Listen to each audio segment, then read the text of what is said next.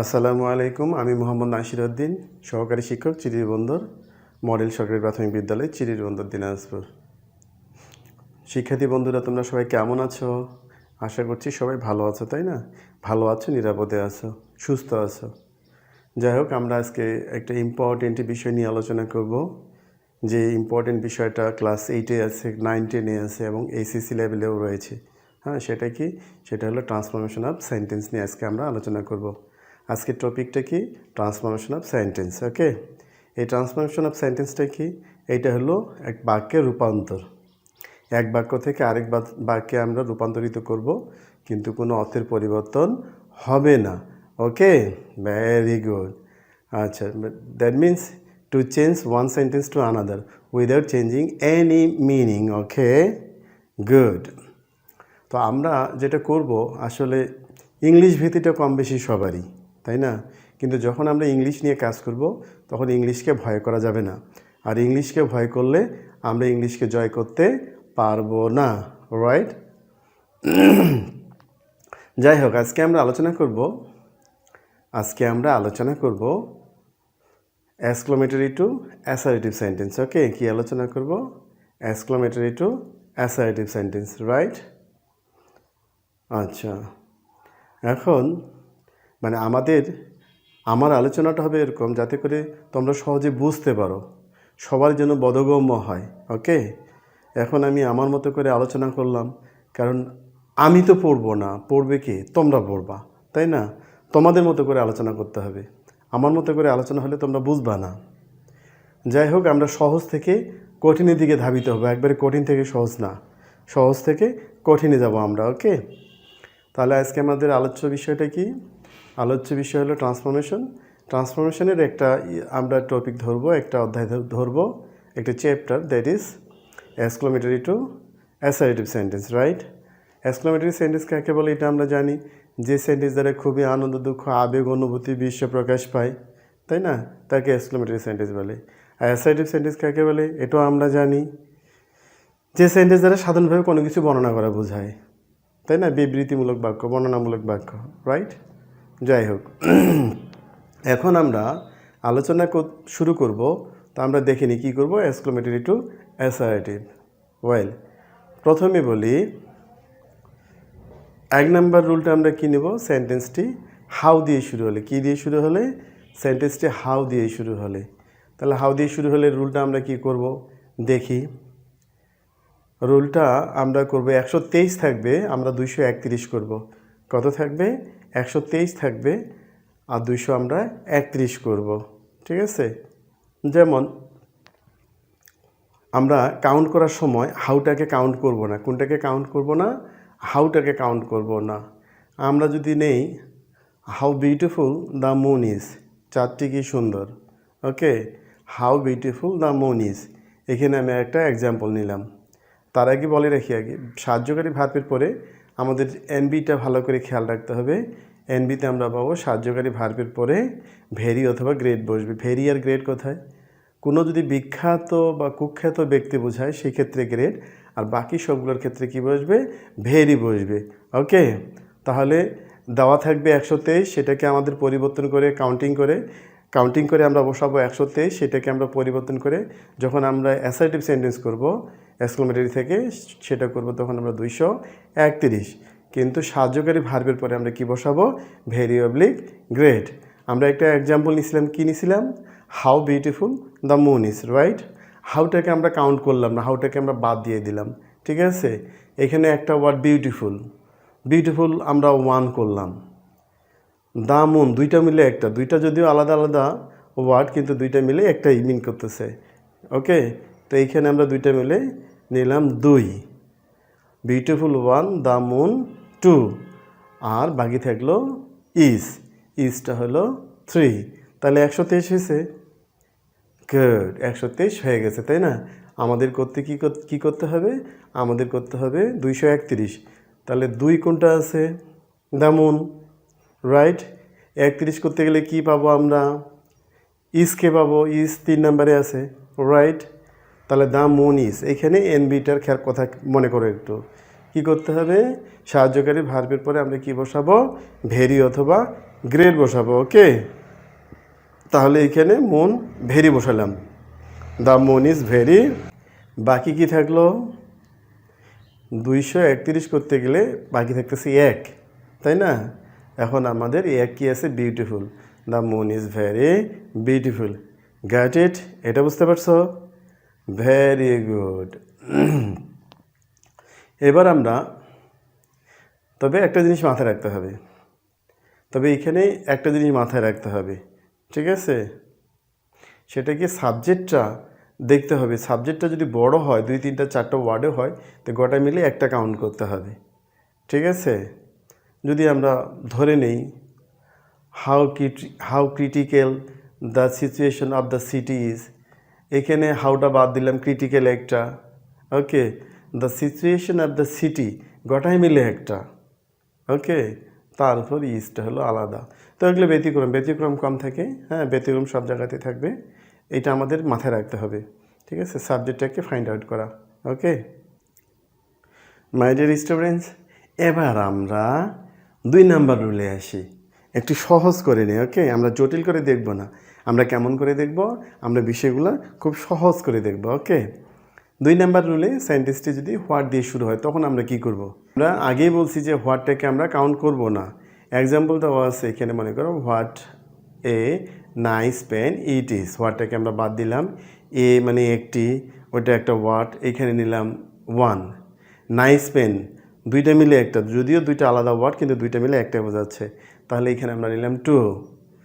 What a nice pen ইট, ইট একটা আলাদা word 3, আর ইজটা হলো আলাদা একটা ওয়ার্ড, এটা নিলাম আমরা 4। তাহলে আমাদের কত হয়েছে? 1, 2, 3, 4, 12, 34 হয়েছে। রাইট, 12, 34 হয়েছে। এবার আমাদের কি করতে হবে? এবার আমাদের 34 বারও করতে হবে। 34 করতে গেলে কি লাগবে? 3 লাগবে আগে। 3 কি আছে? ইট, ইটটাকে আমরা নিলাম। তারপর 3, 4, 34 নাহলে 4 লাগবে, 4 আছে ইজ, ইট ইজ। 34 12 করতে গেলে এখন 1 লাগবে, 1 আছে এ। আমরা বলছি এ বা এন থাকলে কি করতে হবে? ভেরি বা গ্রেট এরপরই বসাইতে হবে, তাই না? মনে আছে না তোমাদের? Very good. তাহলে ইট ইজ আ ভেরি, বাকি থাকলো কত? 2। বাকি থাকলো কত? 2। 2 আছে nice pen. Right, got it? সহজ না? অনেক সহজ। একটু খালি মনোযোগী হও, দেখবা যে খুবই সহজ। ওকে মাই ডিয়ার স্টুডেন্টস, এবার আমরা 3 নাম্বার রুলটা নিয়ে আলোচনা করব। 3 নাম্বার রুলটা কি? সেন্টেন্সটি যদি ইফ বা অদেড বা উডদেড দিয়ে শুরু হয়, ইফ অদেড উডদেড দিয়ে শুরু হয়। ইফ মানেও যদি, অদেড মানে যদি, উডদেড মানেও হলো যদি। ওকে, তাহলে আমরা কি করব? খুব সহজ রুল। কি করব? Subject plus wish, subject plus wish, তারপর ইফ অদেড উডদেডের পরের অংশ। Subject plus wish plus if অদেড উডদেডের পরের অংশ। তোমরা যদি এটা যদি মনে করো যে প্রবলেম ফিল করো, সাবজেক্ট কোথায় থাকে? ইফ বা অদেড বা উডদেডের পরেই সাবজেক্ট থাকে, এটা মাথায় রাখবা, ঠিক আছে? For an example, if I were a king, তাহলে উদাহরণ আমরা কি পাইলাম? উদাহরণে if I were a king, okay, দিয়ে নট অফ এক্সক্লামেশন, একটা বিশেষক চিহ্ন পাইলাম। তাহলে ইফের পরে দেখো তো কি আছে? আইটা সাবজেক্ট না? তাহলে আমাদের কি করতে হবে? Subject plus wish, I wish, তারপরে ইফ থাকলে ইফের পরের অংশ, অদেড থাকলে অদেডের পরের অংশ, উডদেড থাকলে উডদেডের পরের অংশ। যা আছে ইফের পরে আছে আই ওয়ার এ কিং, তাহলে I wish I were a king. ঠিক আছে, এটা বুঝতে পারছো? আরেকটা এক্সাম্পল দিই।